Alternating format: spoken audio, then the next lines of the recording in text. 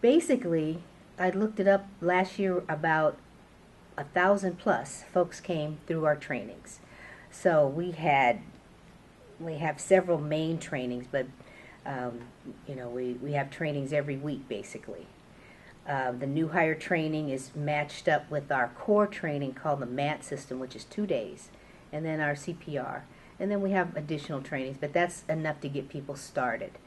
Our training is it's like we give people tools.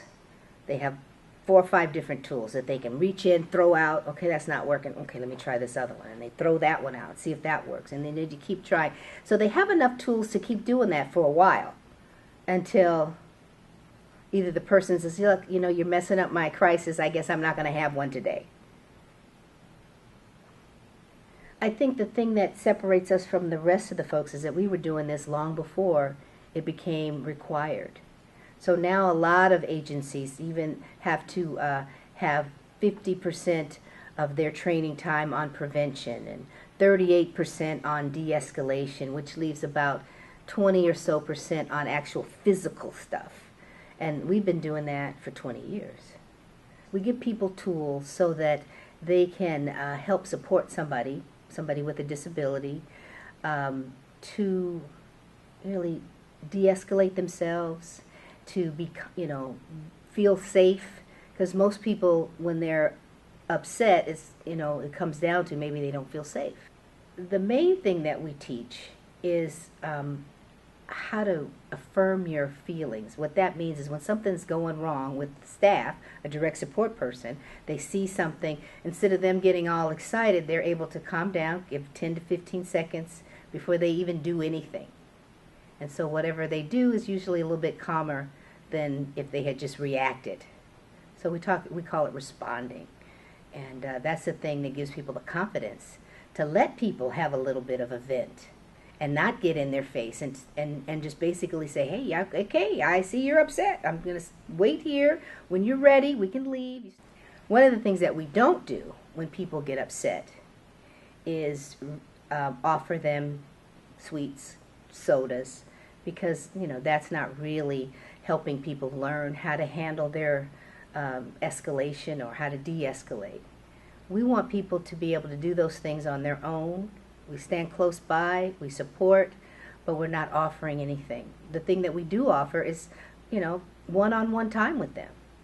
Part of our training, the first day of training, we spend a third of that day talking about how to build relationships with people. It's kind of a fast way to do that. Instead of going through some of the trials and tribulations, we just kind of cut through that and say, this is what you have to do to establish a healthy relationship with this person. If you do that, you will have those things. And we just talk about being able to listen. And one of the other things is about using behavior or looking at behavior as communication. So instead of saying, oh, he's just trying to manipulate, oh, he's just trying to get your attention, we say, hey, why don't you look at it as if he might be trying to tell you something? And if you start that way, it just makes everything else a lot easier. So a lot of folks have a lot of fun. I believe that fun is important. Our folks, our philosophy, our mission, I wanted to read our mission, in fact, because it's important that our staff know the mission. So the mission is that Nolan is enables individuals with autism spectrum disorder and other developmental disabilities to live fulfilling lives as members of the community by providing support services customized to their needs. We believe in treating people with dignity and respect. And most people will try to give that back to you if they feel that it's genuine and that you're really treating them with dignity and respect, you're listening, you care. It makes it easier for them to return those qualities back to you. We have a lot of people that have been with the same support staff for 10, 15, 20, 28 years. So in that sense, they're kind of family. But they still can't take advantage of that situation. They still have to treat people with dignity and respect and listen to them. But I think the fun part is where Nolan differs from other agencies, because we're not looking for people to just have 3 meals a day and a roof over their head. We want people to live their best lives, meaningful lives. We try to find out what people like, and then we kind of support them to do those things. They shouldn't be afraid. They should be happy where they live. We call it self-actualization, which is just the good life for that person.